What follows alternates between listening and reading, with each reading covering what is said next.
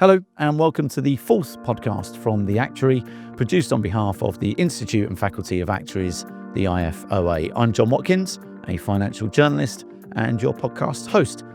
We've got another great lineup of guests for you over the course of the next half hour or so. There's Nobel Prize winning climate scientist Peter Stott, alongside two health and care actuaries, Mohamed Elsheemy in the UK and Sarah Mazhar joining us live from Egypt.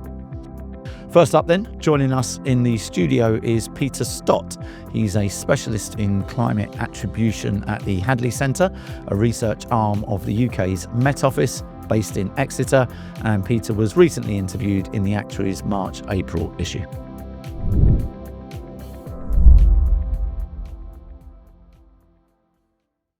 Peter, thanks so much for joining us. It's a pleasure to be here. Thank you. It's good to have you. I mentioned in the intro there that you worked as a climate scientist at the Met Office's Hadley Centre for most of your career. Tell us a bit about what that is.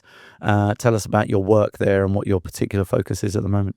Yeah, so I've been working at the Met Office's Hadley Centre, which is the institute that looks at climate change. And what I've been working on for all of my career really there has been looking at past climate changes and seeking to understand exactly why climate is changing. And the work that I've been doing has really been very influential and important in showing that climate change is due to human activity and is not naturally caused.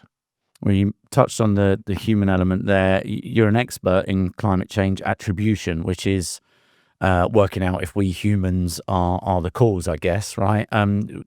What's your answer on that? I mean, how certain are we that we are to blame? What level of contribution are we making to that? We are absolutely certain that climate is changing due to human activities through burning fossil fuels and emission of greenhouse gases into the atmosphere. So that question is no longer a question, it's just a fact that that's happening, and therefore our weather has changed as a result of that. Where the scientific research is going is looking at exactly how much has weather changed as a result of climate change, and to try to really quantify the risks as a result of those changing climate, particularly with extreme weather, particularly with heat waves, floods, droughts, hurricanes, and all those things that bring disaster to communities all around the world, really, potentially. It's a broad area, so forgive me for the question, but, talk a little bit about what that human contribution looks like. I mean, for people that don't really understand climate change Mm-hmm. or the impacts that humans have, what does that look like? It looks like the fact that our climate is changing. We've been, through the development of human civilization, we've been fortunate to have a very stable climate. And now, since the Industrial Revolution, that's got perturbed through the emission of greenhouse gases into the atmosphere. What does that mean? Well, it means the atmosphere is warming up, the oceans are warming up. As a result, the sea levels are rising, and our weather is changing as well. And that's because there's more energy going into the atmosphere, which means that heat waves are becoming more intense. We're seeing stronger rainfall. The whole system is becoming more energetic, actually, and that is why we're seeing these changes in weather across the planet, in the UK and across the planet, and they have big impacts on people, as we've seen through death, through destruction, through impacts on people's health, on agriculture. So there's a whole range of really important impacts on communities. Yeah, that's really interesting. Over the years, you've met many world politicians and leaders, contributed to many reports for the International Panel on Climate Change. Indeed, you won a share of a Nobel Peace Prize for that. You mentioned the data speaks for itself. How important is that communication element if we're going to have the influence that we want on people's decision making? It is really important, and it's important also in the context that people have not at different times not wanted to hear what we scientists are saying, and we're seeing that right now in the moment in the US and under the Trump administration, of course. But we've seen it in the past. And I think the other point to make is that the scientific facts can seem quite dry and quite, emotionless, if you like. And I think what politicians and policymakers need to know and need to understand is what those things mean in very human terms, in very personal terms, even for their own families, potentially for their own communities, certainly for the people who are for the politicians, for the people who are voting for them, and what those impacts mean. And I think this is why the communication is so important, and why the scientific community that I belong to, which is a community of mathematicians and physical scientists who are used to working with data and really getting absorbed in climate modeling and climate observations, over the years we've had to learn how to translate that physical information, that mathematical information, those data into stories about what that means for people. So that communication has been really, really important. Yeah. Do you think that's going in the right direction, that sense of urgency? I mean, it feels like, it's obviously a topic that is much more in the public psyche than it was historically. It feels like we're generally people are a lot more conscious. Do you feel like there's a better understanding of that sense of urgency and the impact on, us, our children, our grandchildren? Well, I'm not sure, to be honest. There is definitely now a much greater understanding of the fact that our climate is changing. I think there's a very widespread acceptance that yes, we are now moving into a different climate. And I think that's quite a lot actually to do with experiences that people have had and people have seen also on the news, how, whether it be fires in California or droughts or floods or whatever it might be in their own community in the UK. However, I'm not convinced that people really get the urgency of the situation. And one of the aspects of that's important, I think, for a scientist to try to explain is that the actions that we collectively take, humanity, over the coming just very few years, will have impacts that will stretch for generations over our children, our grandchildren, our great-grandchildren's generations. So what we do now is really so important because of the long-term impact of our actions now into the future. And I think that's maybe something that is not as well understood in the general population as I think it needs to be, actually. You wrote a book in 2021 about climate change denial called Hot Air. Tell us a bit about that and why, given you talk there about the facts and it being undeniable, right?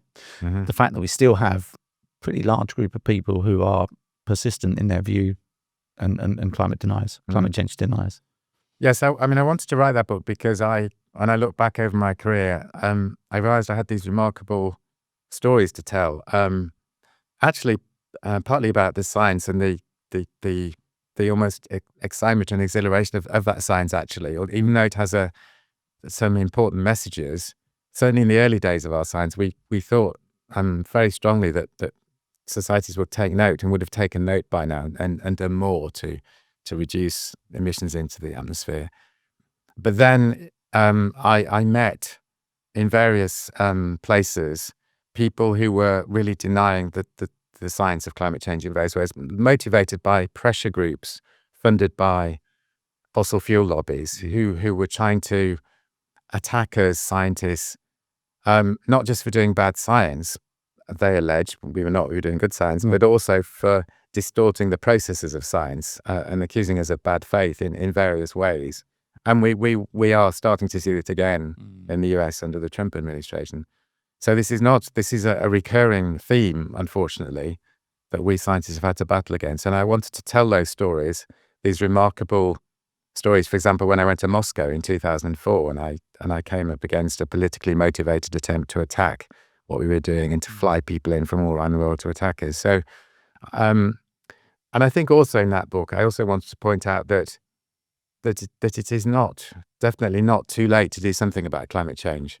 And I was very heartened, and I talked about in that book, by this recognition by communities that we did need to act on climate change, and there were ways in which we could do that, and ways in which we could get to a much more sustainable future for everybody compared to the sort of fossil fuel dominated future that we could have if we stick to the old ways of doing things. Yeah. You touched on modelling and the need to sort of communicate that the results of that modelling and bring the messages to people. Do you have tips for actuaries around modelling climate factors? So I think I think a lot of it is about risk, right? So it's about in terms of weather and how that translates into impacts. It's about the risks that people face from.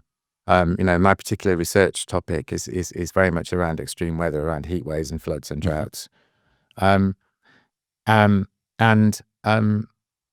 also how those risks to people, and it might be risks to their financial livelihood, it might be risks to their lives as well. So there's both the health and the livelihood and the lives issue of this, but there's also the economic factors as well. And I think one of the things that we've got to grapple with actually is that sometimes we know there are some really big impacts coming up, but the scientists at the moment, we can't necessarily quantify the probability of those impacts all that well. And that's because of some of the scientific uncertainties involved. But it doesn't mean to say there aren't these big risks that need to be factored in, that we need to as societies, I guess, hedge against and make sure we've understood that in the way that we're pricing up how we're doing things. And I think that's probably something for actuaries to, I would say, not being I was an expert in actuary business, but I would say from my perspective as a scientist, where our conversations between our two communities is really vital, so that we can really get to grips with what these risks mean, even in areas of scientific uncertainty where we're not totally sure what the probability of some of these really bad impacts might be. Yeah. Touch on a couple of areas, moving away slightly from your core. Your PhD was on the climate effects following Chernobyl. Have you been and tell us a bit about that? No, I didn't go to Chernobyl. My supervisor, when I was doing my PhD, did travel there. Obviously, when it was relatively safe, sometime after, when it was relatively safe. I mean, that was a remarkable thing for my PhD, because when I started it, the accident had not actually happened. It only happened 6 months into my PhD, but I had been taken on a project to look at the consequences of really big nuclear accident. And early on, just before the accident, actually, my supervisor was thinking that this wasn't necessarily a very good topic, because at that time there hadn't been such an accident, and it was thought, according to the tables of probability, back to probabilities, the tables of probability of such an accident was really, really low. And then it really did happen, of course, and then the pollution came all the way to the UK. And my PhD was very much about modelling the pollution as transport and the way it's deposited in rain as it was in the UK. So I guess a couple of things I learned from that was that the pollution issue is transboundary. It goes across political boundaries, which you really saw with the Chernobyl accident. But also back to risks. Sometimes we might underestimate the probability of bad things happening, and we need to really be conscious and obviously try to make our activities as safe as possible, and think about those unlikely events that might happen, and try and protect ourselves and our societies against that. Yeah, it's interesting. Outside of work, I understand your interest in the arts. How do you relax? Yes, well, I mean, actually, part of my interest in the arts is related to this communication issue of seeking to. I'm very interested in storytelling and how that works, and trying to, as a scientist, bring storytelling techniques to talking about science, which I did in my book, of course. I very much enjoy going to the theatre. And, for example, there's a play by the Royal Shakespeare Company about the Kyoto conference, which I've seen, which I really very much enjoyed. But living in Devon, I also enjoy walking and swimming in the sea, and they have those occasions when it's warm enough to do that. I'm not a cold water swimmer, but in the summer, going to the coast. And I think one of the things to enjoy, of course, is I do enjoy my local environment and just being out in the fresh air, really. It's very much related to your work. Yeah. Well, it's a fascinating area, Peter, and thanks so much for sharing your insights. Really appreciate it. Well, thank you very much for the invitation. Thank you. Fascinating stuff there from Peter, and do please read the interview with him in the March-April issue, or online at theactuary.com. Next up in the studio, we welcome Mohamed Elsheemy. He's a very experienced health and care actuary here in the UK, who also does a lot of sector-based voluntary work for the IFOA.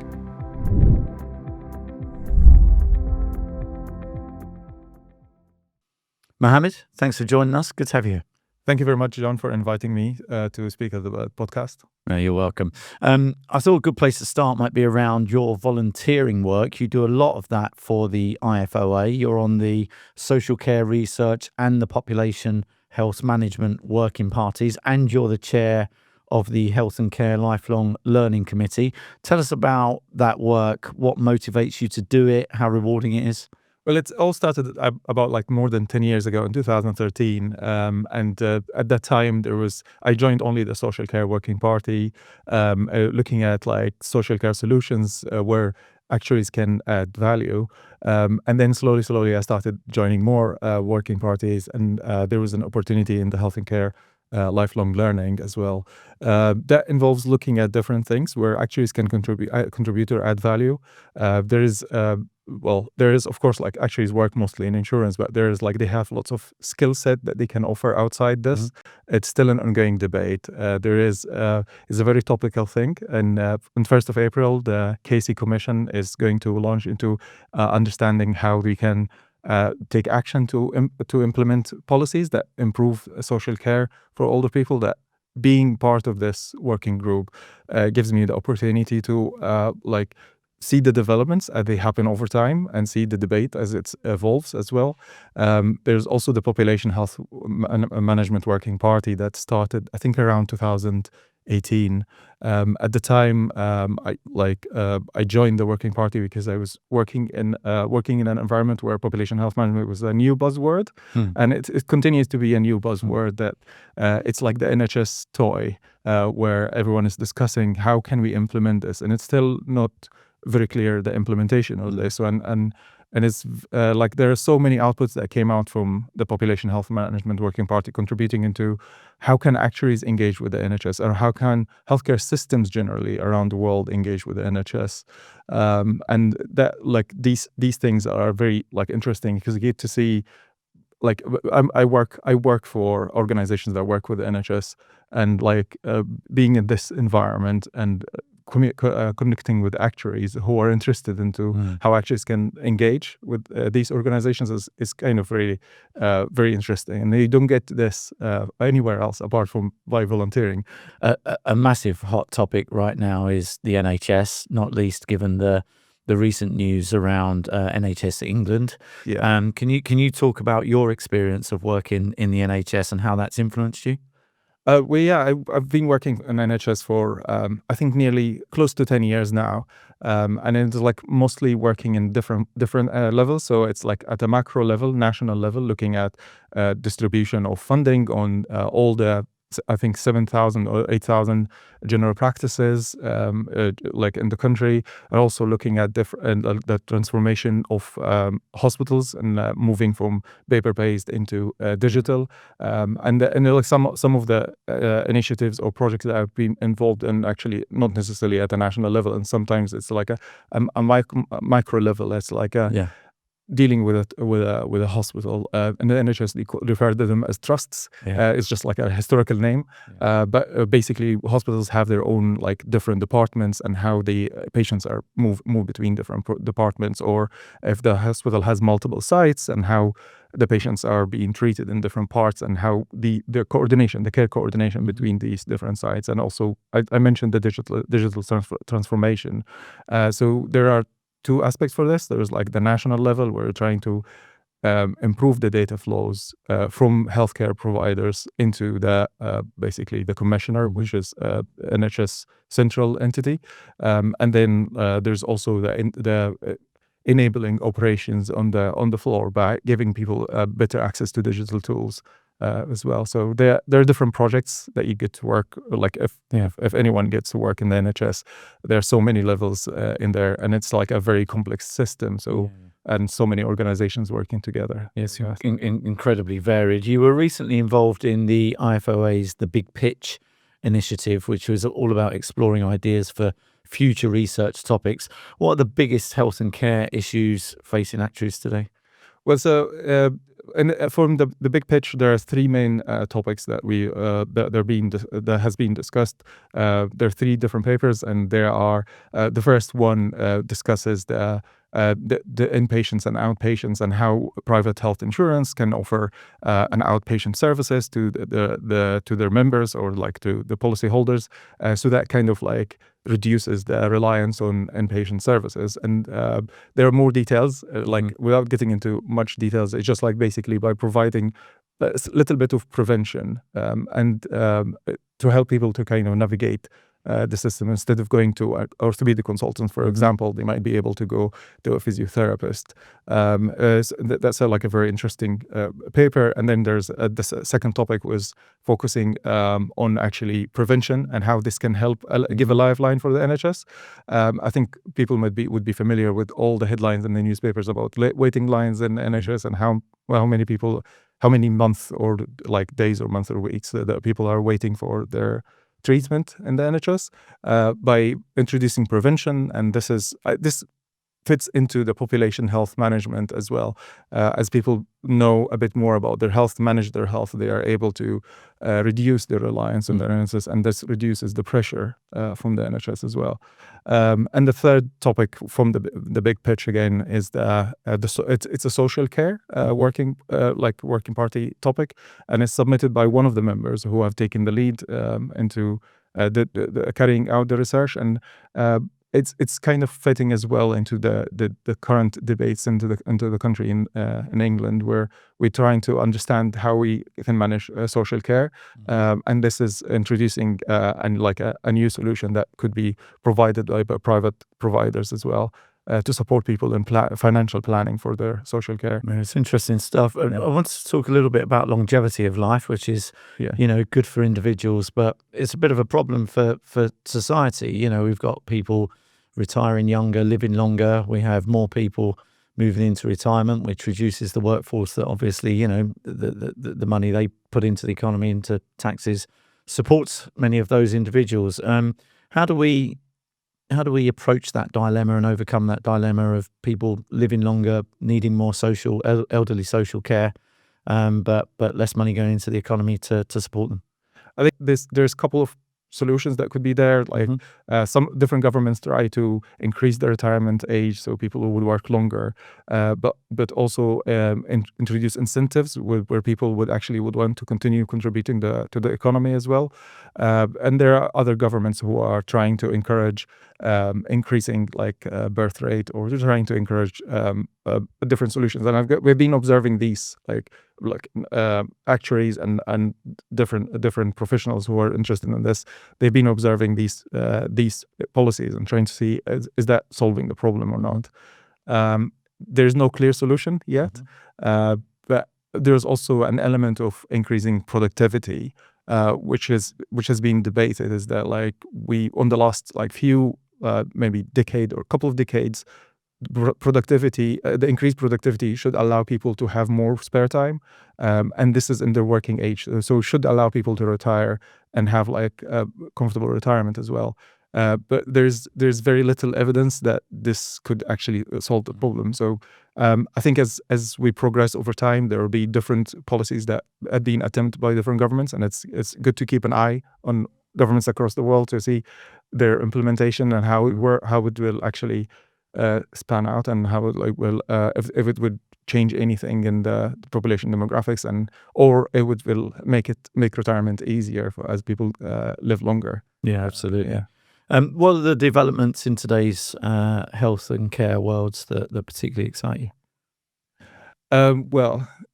So recently, we just mentioned the recent announcement from the Minister of Health was treating, and in the Parliament when he was giving his speech, he was referring several of the reports that came out last year, and one of the reports that he mentioned was the Hewitt report. And I just wanted to mention this because the Hewitt report mentions the word in several occasions.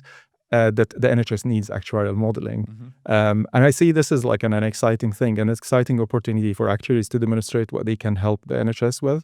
I know a handful of actuaries who interact or engage with the NHS, but not as much as I would hope for, or would really be looking for. And I think this is an opportunity by looking at also where actuaries in other countries have been engaging with the healthcare system, and what they have demonstrated, and use this as an example to prove to actually have NHS recognize actuaries, and have also actuaries working more in the NHS and helping more to improve the health and care. There's also, as technology is coming and patient expectations are changing over time, there's more and more digitalization in healthcare. And it's an area where we need a lot of scrutiny because not every digital solution gives the intended outcome. And I think there are other professionals who are interested in this, but also actuaries can contribute by their skills and their paying attention to detail, and being very able to scrutinize different things, so they can help to make the healthcare systems or healthcare organizations realize the value that they're getting from the digitization of services. That sounds good, and thank you for that, and for sharing your views with us on the role that actuaries are playing in driving the future direction of health and social care in this country. Thanks so much for your time, Mohamed. Thank you very much, John. Brilliant stuff. Staying with health and care, we're now going to meet Sarah Mazhar, who works for AXA in Egypt, and she's joining us online live from Cairo to talk to us about her life as an actuary.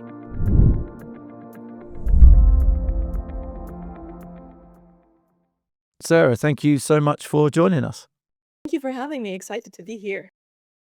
No, that's great. I want to start by mentioning that you are the first Egyptian woman to qualify back in 2016 and work in Egypt.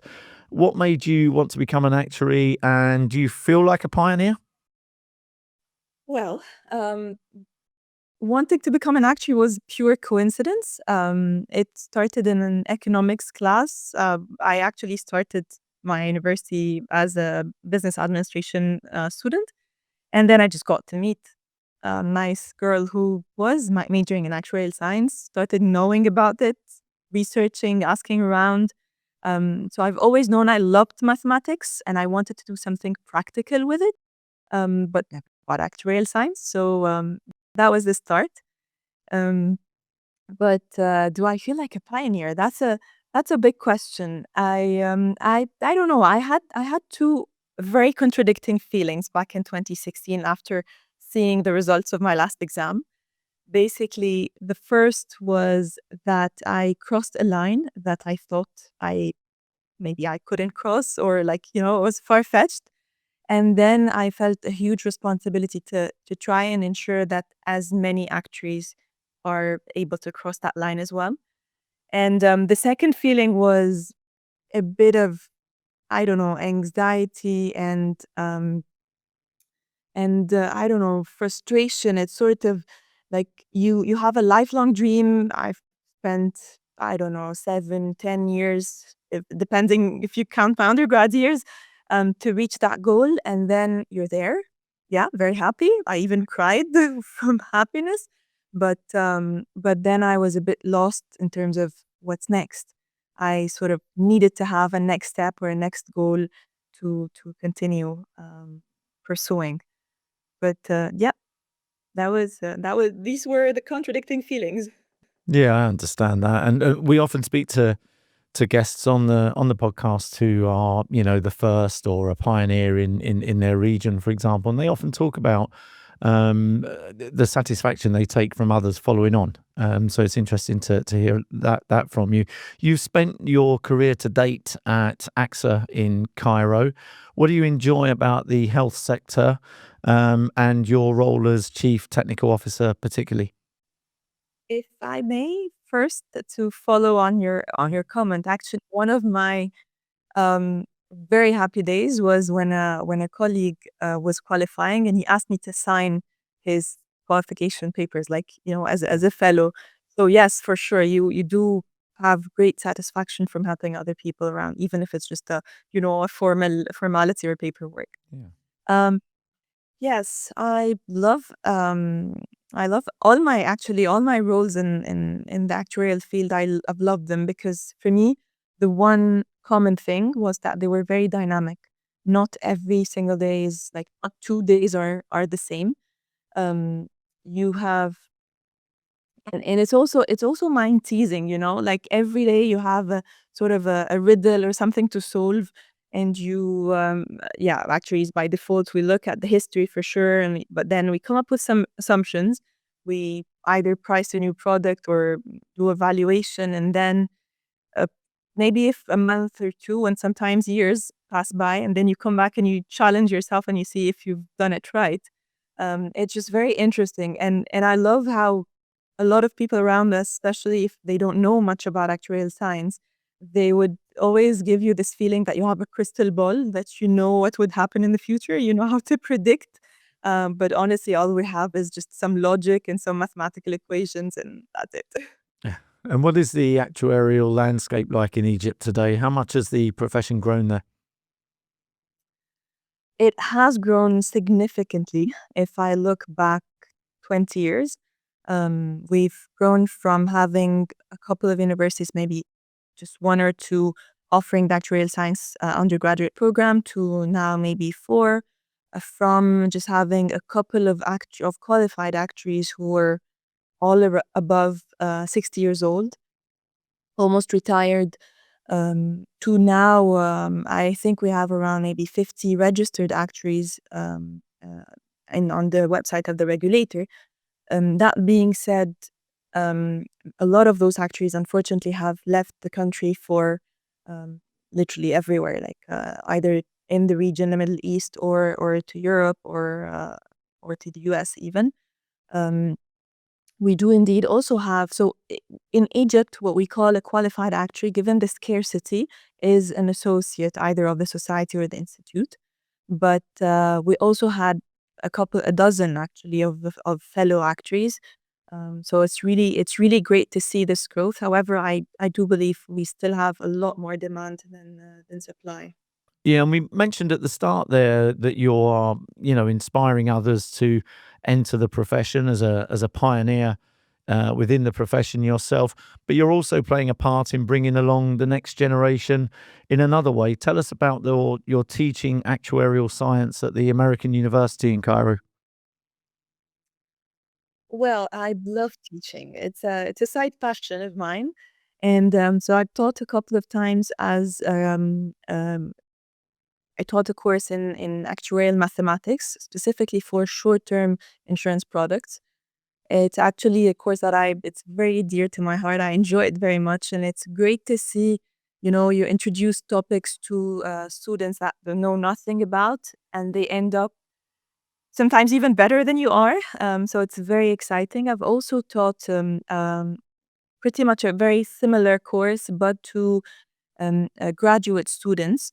It was part of a partnership between the American University in Cairo and the Insurance Federation of Egypt. It was honestly, it was a first initiative, like first time initiative, and hopefully it will continue. That initiative is basically aimed at increasing the number of actuaries in the market, and it offered me honestly an opportunity to interact with young professionals in the insurance market who are aspiring to become actuaries. So it had a very different flavor, and honestly, it was still very much enjoyable. So I hope I'm able to continue doing both, and while continuing my full-time job.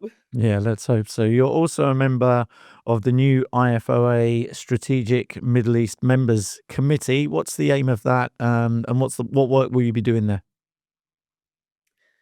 So this committee just started recently, so I personally haven't done much yet. Mm. However, as we were discussing, the demand for actuaries is much bigger than the supply, and I think it applies to the Middle East, not only in Egypt.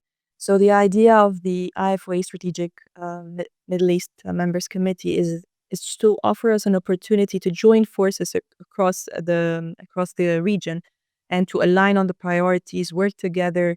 The idea is to improve opportunities for upcoming actuaries, to partner with either educational institutions offering the program or maybe willing to offer the program, employers who are looking to hire graduates, and of course regulators as well, because they also set the scene.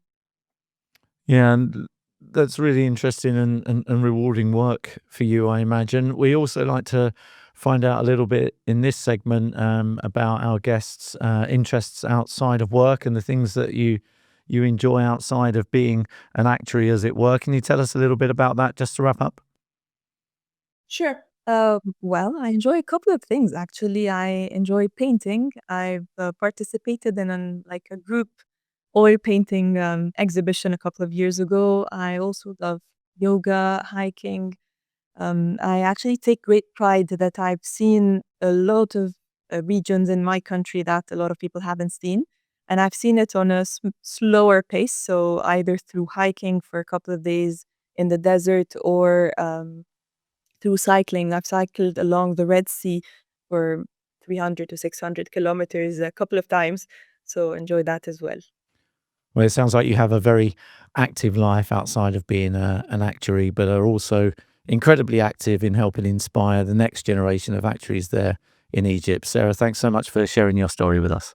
Thank you so much for giving me this opportunity. I really enjoyed it. You're really welcome. Take care. Well, thank you very much to Sarah for that conversation. And indeed, thank you to all of our guests this episode.